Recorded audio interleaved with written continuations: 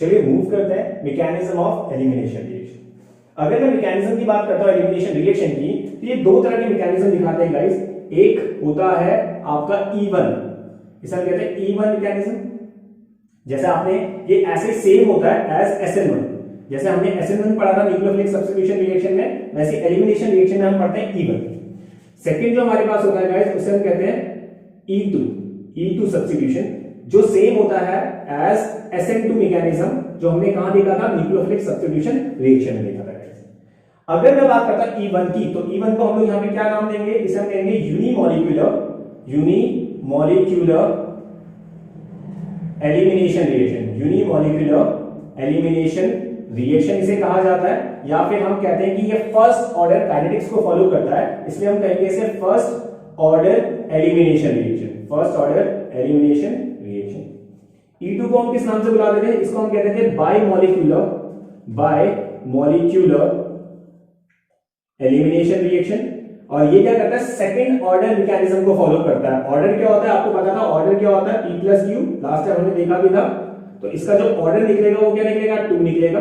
इस वाले का ऑर्डर क्या निकलेगा, इस वाले का ऑर्डर निकलेगा गाइस 1, इसलिए इसको कहते हैं फर्स्ट ऑर्डर का। इसका ऑर्डर 2 निकलेगा, इसलिए इसको हम एक नाम और कहते हैं second order elimination reaction guys. तो आज हम लोग बात करने वाले गाइस E1 की, और E1 का मैकेनिज्म वैसे ही चलता है जैसे SN1 का चलता है, ठीक है। अगर मैं E1 की बात करता हूं गाइस, तो E1 में जो मैकेनिज्म होता है वो 2 स्टेप मैकेनिज्म होता है। पहले स्टेप में आप क्या करोगे, पहले स्टेप में होगा क्लीवेज ऑफ CX बॉन्ड। क्या होगा, क्लीवेज ऑफ CX बॉन्ड, ठीक है, जैसे हुआ था। बात करते हैं स्टेप 1 की। अगर मैं स्टेप 1 की बात करता हूं, तो यहां पे क्या होगा स्टेप 1 में, क्लीवेज ऑफ CX बॉन्ड। सबसे पहले क्या होगा, CX बॉन्ड का क्लीवेज होगा। और स्टेप 2 में यहां पे क्या होता है गाइस, यहां पे स्टेप 2 में होता है डीप्रोटोनेशन। क्या होता है, याद रखिएगा ये वर्ड, डीप्रोटोनेशन यहां पे होता है गाइस, ठीक है। एक चीज और बता देता हूं, जैसे SN1 की तरह, SN1 ज्यादा स्टेबल क्यों होता था, क्योंकि कार्बोकेटाइन की फॉर्मेशन होती थी। यहां पे भी कार्बोकेटाइन बनेगा गाइस। तो बात करते हैं, आपको मैंने बताया भी था, जितना ज्यादा स्टेबिलिटी होगी कार्बोकेटाइन की, जितनी ज्यादा स्टेबिलिटी होगी कार्बोकेटाइन की, क्योंकि यहां पे भी कार्बोकेटाइन बनेगा, उतना ज्यादा वो रिएक्टिव होगा टुवर्ड्स, जैसे यहां पे E1 है तो हम क्या कहेंगे, रिएक्टिव टुवर्ड्स E1 रिएक्शन की तरफ। क्लियर है गाइस। तो ज्यादा स्टेबल कौन सा वाला कार्बोकेटाइन होता है, 3 डिग्री वाला, तो इसलिए 3 डिग्री वाला ज्यादा रिएक्टिव होगा E1 के केस में भी। देन 2 डिग्री वाला, देन क्या होगा गाइस, 1 डिग्री वाला यहां पे ज्यादा रिएक्टिव होगा गाइस। क्लियर है या नहीं है। तो चलिए चलते हैं और बात करते हैं E1 elimination, first order elimination reaction के मैकेनिज्म की। तो चलिए मूव करते हैं E1 मैकेनिज्म की तरफ, E1 मैकेनिज्म की तरफ। तो हमें पता है कि जो इसका पहला स्टेप होता है, वो स्टेप क्या कहलाता है, वो स्टेप कहलाता है cleavage of CX bond, cleavage of CX bond guys, ठीक है। तो इसमें मैं 3 डिग्री वाला पकड़ रहा हूं, क्योंकि हमें पता है कि 3 डिग्री वाला ज्यादा रिएक्टिव होगा टुवर्ड्स E1। तो मैंने 3 डिग्री वाला पकड़ लिया, मैंने पकड़ लिया CH3, मैंने पकड़ा C, मैंने पकड़ लिया CH3, मैंने पकड़ लिया गाइस CH3, और यहां पे हमने ले लिया Dr। तो सबसे पहले इस बॉन्ड को तोड़ेंगे। कैसे तोड़ेंगे इस बॉन्ड को, आपको पता है ब्रोमीन पे नेगेटिव चार्ज होगा, कार्बन पे पॉजिटिव चार्ज होगा, बीच का बॉन्ड टूट जाएगा, ब्रोमीन यहां पे अलग हो गया गाइस। और ब्रोमीन जैसे ही अलग हुआ, कार्बोकेटाइन की फॉर्मेशन होगी। ये रहा कार्बन, ये रहा आपका CH3, ये रहा आपका CH3, और यहां पे भी आ गया आपका CH3, और इसके ऊपर क्या आ गया गाइस, एक पॉजिटिव चार्ज आ गया, ठीक है। एक पॉजिटिव चार्ज आ गया, मतलब ये क्या बन गया यहाँ पे, ये बन गया गाइस यहाँ पे कार्बोकेटाइन। क्या बन गया, कार्बोकेटाइन गाइस यहाँ पे बन गया। कार्बोकेटाइन वाली रिएक्शन को हम लोग क्या कहते थे, स्लो स्टेप कहते थे, इसे हम रेट डिटरमाइनिंग स्टेप कहते थे। और यही स्टेप क्या डिसाइड करता था, यही स्टेप डिसाइड करता था रेट ऑफ रिएक्शन। तो प्लीज याद रखिएगा, अगर आपको E1 का रेट ऑफ रिएक्शन लिखना है तो वो कौन डिसाइड करेगा, कार्बोकेटाइन डिसाइड करेगा। कौन डिसाइड करेगा, कार्बोकेटाइन। मूव करते हैं सेकंड स्टेप की तरफ। तो सेकंड स्टेप में क्या होगा गाइस, सेकंड स्टेप की अगर हम बात करते हैं, तो मैंने पकड़ा कार्बोकेटाइन को, सेकंड स्टेप में क्या होता था, डीप्रोटोनेशन। क्या होता था, डीप्रोटोनेशन होगा यहाँ पे, ठीक है। तो डीप्रोटोनेशन का मतलब होता है प्रोटॉन का बाहर होना। तो प्रोटॉन कैसे बाहर होगा, चलिए चेक करते हैं। तो मैंने कहा है ये रहा कार्बन पॉजिटिव, ये रहा आपका CH3, ये रहा आपका CH3, और ये रहा आपका गाइस CH3। आप इसको किसके साथ रिएक्ट कराओगे, अल्कोहलिक KOH के साथ, यही करोगे, अल्कोहलिक KOH। और आपको पता होना चाहिए कि जो अल्कोहलिक KOH होता है, मैंने कहा था वो होता क्या है, वो होता है अल्कोहल प्लस KOH। तो अल्कोहल में मैंने ले लिया C2H5 OH। क्लियर है? तो गाइस यहाँ पे क्या होता है कि इसको जब आप KOH के साथ रिएक्ट कराते हो, KOH के साथ, तो ये पता है क्या करता है, गौर से देखिए, ये रहा आपका पॉजिटिव, ये क्या रहा आपका नेगेटिव। यहाँ पे जो हाइड्रोजन है वो पॉजिटिव, ये OH नेगेटिव, तो ये वाला OH क्या करेगा, इस हाइड्रोजन को साथ में ले जाएगा पानी की फॉर्म में, और जब पानी की फॉर्म में ये जाएगा तो आपको यहाँ पे क्या मिलेगा गाइस, आपको अगर आप देखेंगे तो आपको ये मिलेगा C2H5OK। क्या मिलेगा? C2H5OK, मतलब आपको यहाँ पे क्या मिला, पोटेशियम। क्या मिला? पोटेशियम इथॉक्साइड मिला गाइस। इसको थोड़ा सा और तोड़ देंगे तो इसको आयंस की फॉर्म में अगर तोड़ देता हूं, आयंस की फॉर्म में, तो क्या मिलेगा, C2H5O, ठीक है, नेगेटिव, और आपके पास क्या मिलेगा, K पॉजिटिव मिलेगा गाइस। तो आपको ये जो मिला गाइस, ये जो मिला आपको यहाँ पे, इसको हम लोग कहते हैं इथॉक्साइड आयन। क्या कहते हैं?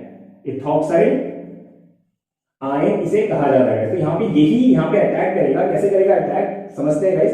तो देखिए यहाँ पे क्या हुआ, जैसे ही आपने इसको रिएक्ट कराया इसके साथ C2H5O के साथ, ये यहाँ पे इथॉक्साइड आयन है, ये बेस की तरह बिहेव करता है। किसकी तरह बिहेव करता है? बेस की तरह।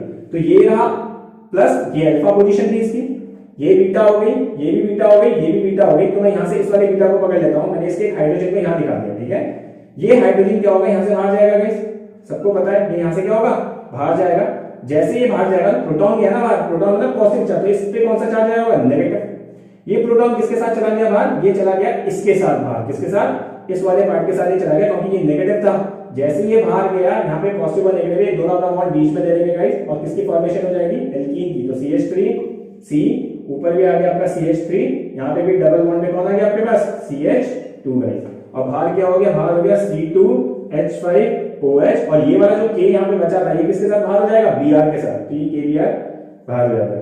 तो यहाँ पे आपने देखा कि किस तरीके से रिएक्शन हुई। एक और बार देखते हैं। मैंने कहा पहले स्टेप में आपने क्या किया, क्लीवेज किया CX बॉन्ड का, तो ये रहा C और ये रहा X, बीच का बॉन्ड टूटा, कार्बोकेटाइन की फॉर्मेशन हुई। जब भी कार्बोकेटाइन की फॉर्मेशन होगी, वो स्टेप कहलाएगा स्लो, वो कहलाएगा रेट डिटरमाइनिंग स्टेप, और यही स्टेप डिसाइड करेगा, क्या डिसाइड करेगा, रेट ऑफ रिएक्शन E1 की क्या होगी। कौन डिसाइड करेगा, कार्बोकेटाइन।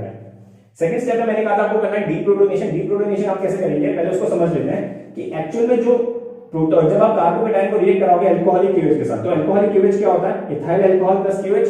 यहाँ पे ये OH नेगेटिव H के साथ पानी की फॉर्म में बाहर, आपको यहाँ पे क्या मिल गया, एक सॉल्ट मिल गया, इसे हम कहते हैं पोटेशियम इथॉक्साइड। इसको अगर मैं आयंस की फॉर्म में तोड़ दूं, आयंस की फॉर्म में ऐसे तोड़ेगा, ये हो गया आपका इथॉक्साइड आयन, और इथॉक्साइड आयन यहाँ पे किसकी तरह ये करता है, बेस की तरह ये काम करता है। ये इथॉक्साइड आयन कहां, एज अ मीन यहाँ पे एटबो करेगा, ठीक है, रिएक्ट करेगा। कैसे करेगा, जब आप डीप्रोटोनेशन करोगे बीटा से, तो ये वाला H इसके साथ जाएगा, क्योंकि ये पॉजिटिव है, ये नेगेटिव है, ठीक है। अब जब ये पॉजिटिव में गया तो ये वाला कार्बन नेगेटिव है, नेगेटिव और पॉजिटिव के बीच में डबल बॉन्ड लाएंगे, एल्कीन की फॉर्मेशन कर देंगे गाइस। चलिए मूव करते हैं, इसका रेट ऑफ रिएक्शन कैसे लिखेंगे गाइस। तो देखिए, अगर मैं इसकी रेट ऑफ रिएक्शन लिखने की बात करता हूं, रेट ऑफ रिएक्शन का जनरल इक्वेशन क्या होता है, K, A की पावर क्या होता है गाइस, P, और B की पावर यहाँ पे क्या होता है, Q।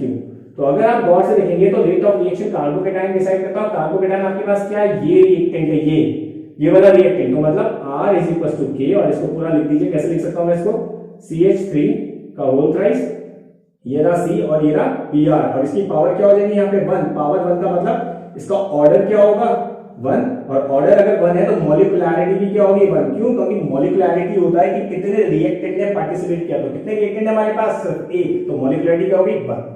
अगर मैं आपको कहता कि यार यहाँ पे मैं ब्रोमीन, इस ब्रोमीन की जगह पे अगर मैं आयोडीन ले लेता, सपोज मैंने आयोडीन लेता, या मैं ब्रोमीन लेता, या मैं क्लोरीन लेता, या फिर मैं क्लोरीन लेता, तो सबसे ज्यादा रिएक्टिविटी किसकी होती है यहाँ पे, सबसे ज्यादा रिएक्टिविटी होती है आयोडीन की। ऐसा क्यों, क्योंकि आयोडीन का है साइज बड़ा, साइज बड़ा है तो बॉन्ड जल्दी टूटेगा, बॉन्ड जल्दी टूटेगा तो ये CX बॉन्ड का क्लीवेज जल्दी होगा, जितने जल्दी क्लीवेज होगा उतने जल्दी कार्बोकेटाइन बनेगा, जितने जल्दी कार्बोकेटाइन बनेगा उतने जल्दी उसका डीप्रोटोनेशन होगा गाइस।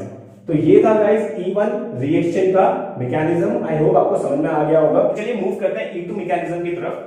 E2 मैकेनिज्म को हम लोग गाइस बाई मॉलिक्यूलर, क्या कहते हैं, बाई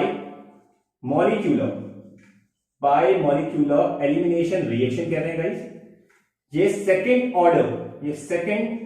ऑर्डर काइनेटिक्स को फॉलो करता है, सेकंड ऑर्डर काइनेटिक्स को फॉलो करता है। इट मींस अगर आप इसका ऑर्डर ऑफ रिएक्शन निकालेंगे, ऑर्डर ऑफ रिएक्शन आपने केमिकल काइनेटिक्स में पढ़ा होगा, जो सम होता है P प्लस Q, तो ऑर्डर क्या निकलेगा इसका, 2 निकलेगा। और अगर मैं बात करता हूं मॉलिक्यूलैरिटी की, किसकी, मॉलिक्यूलैरिटी क्या होती है, मॉलिक्यूलैरिटी होती है कितने नंबर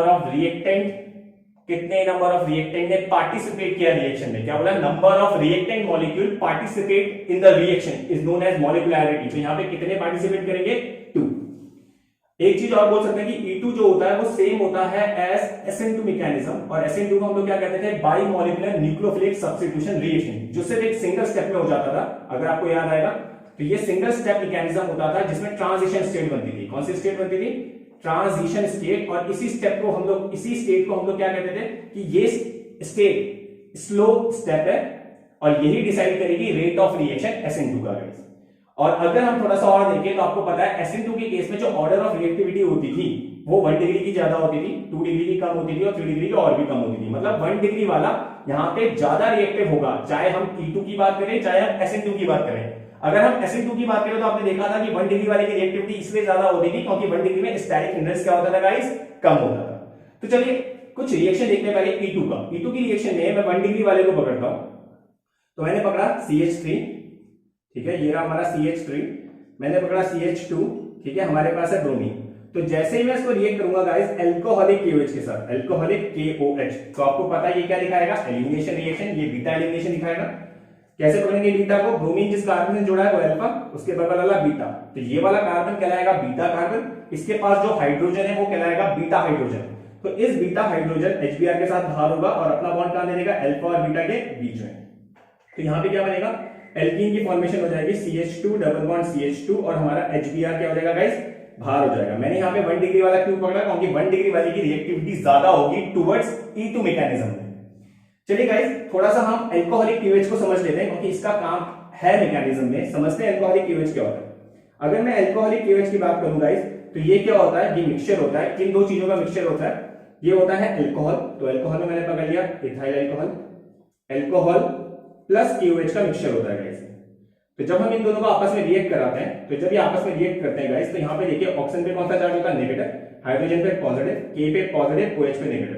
तो ये वाला H क्या करेगा गाइस, यहाँ से इस OH को लेके पानी की फॉर्म में बाहर हो जाएगा और आपको यहाँ पे क्या मिलेगा, आपको यहाँ पे एक सॉल्ट मिलेगा। अगर आप देखेंगे C2H5, ये बनेगा O और इसके साथ कौन जुड़ गया, K, इसे कहते हैं पोटेशियम इथॉक्साइड। क्या कहेंगे, पोटेशियम इथॉक्साइड इसे कहा जाएगा गाइस। अगर इस पोटेशियम इथॉक्साइड को मैं आयंस की फॉर्म में तोड़ूं तो कैसे टूटेंगे गाइस, ये टूटेंगे C2H5O नेगेटिव, आपको पता है ऑक्सीजन के बाद लोन पेयर भी होता है, प्लस यहाँ पे टूटेगा K पॉजिटिव है, जिसमें ये वाला K तो गाइस Br के साथ बाहर हो जाता है, हाइड्रोजन पानी की फॉर्म में बाहर हो गया।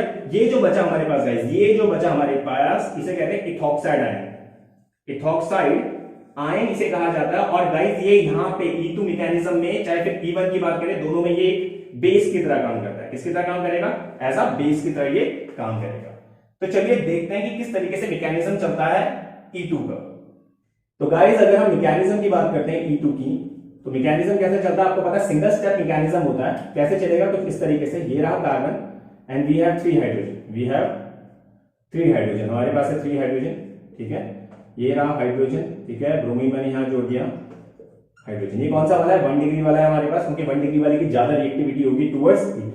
तो गाइस जैसे ही हम इसको रिएक्ट कराएंगे, किसके साथ रिएक्ट कराएंगे, अल्कोहलिक KOH के साथ। आपको पता है अल्कोहलिक KOH के पास क्या होता है, एक बेस होता है। क्या होता है, बेस, जैसे हमने इथॉक्साइड आयन का, वो आगे से अटैक नहीं कर सकता गाइस, जैसे SN2 में होता था। SN2 में न्यूक्लियोफाइल पीछे से अटैक करता था, तो यहाँ पे भी ऐसे होगा। ये सपोज मानिए इस हाइड्रोजन पे अटैक करेगा पीछे से, तो ये रहा ऑक्सीजन जिसका नेगेटिव चार्ज था, ठीक है, ये रहा आपका C2 और ये रहा आपका H5, C2H5O, ये हमारा बेस है। ये हाइड्रोजन में क्या करेगा, पीछे से अटैक करेगा। जब ये अटैक करेगा गाइस, तो यहाँ पे ट्रांजिशन स्टेट की फॉर्मेशन होगी। कैसे होगी ट्रांजिशन स्टेट, ये रहा कार्बन, ये रहा हाइड्रोजन, ये रहा हाइड्रोजन, ठीक है, इसको हम कुछ ऐसे दिखा देते हैं, ये रहा हाइड्रोजन, यहाँ पे ये हो गया ट्रांजिशन स्टेट की फॉर्मेशन C2H5, यहाँ पे हमारा आ गया कार्बन, ये वाला हाइड्रोजन, ये वाला हाइड्रोजन, और ये क्या हो गया गाइस, ब्रोमीन। तो ये हमारा हो गया गाइस ट्रांजिशन स्टेट की फॉर्मेशन, इसे हम कहते हैं ट्रांजिशन स्टेट।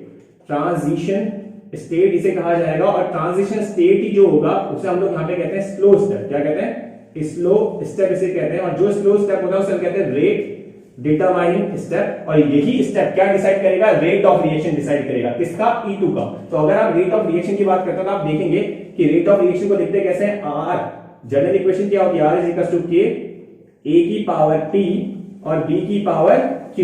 तो अगर हम रेट ऑफ रिएक्शन की बात करें तो वो रिएक्टेंट इस पे भी डिपेंड कर रहा है, 1 डिग्री वाले अल्काइल हैलाइड पे, और वो किस पे डिपेंड कर रहा है, इथॉक्साइड बेस पे भी डिपेंड करता है। इसलिए इन दोनों की पावर 1 और 1 मिलके क्या बनाएंगे, ऑर्डर 2 बनाएंगे गाइस। तो अगर हम रेट ऑफ रिएक्शन की बात करें तो वो अल्काइल हैलाइड पे भी डिपेंड कर रहा है और वो इथॉक्साइड आयन पे भी डिपेंड कर रहा है। इसके बाद क्या होगा गाइस, इसके बाद जैसे आप स्टेप को चलाओगे तो वो फास्ट स्टेप होगा और यहां से क्या होगा C2H5OH ये बाहर चला जाएगा।